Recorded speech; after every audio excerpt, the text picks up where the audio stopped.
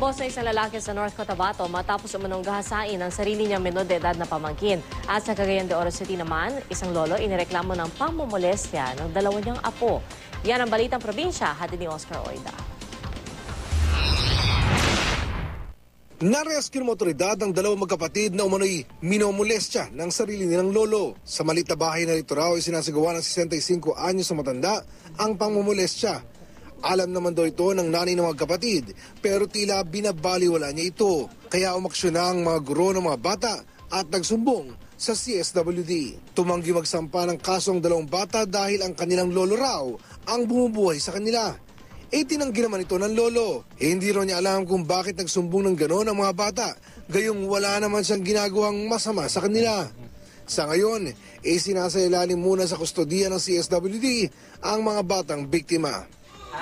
Sa North Cotabato naman, diretso sa kulungan ng 19 na taong gulang na lalaki matapos niya manong gahasain ang sarili niyang pamangkin. 13 anyos lang ang biktimang umano'y pa ulit-ulit na pinagsamantalahan ng kanyang tiyuhin. Agad namang hinuli ang suspect. Wala pang pahayag ang suspect kaugnay ng insidente.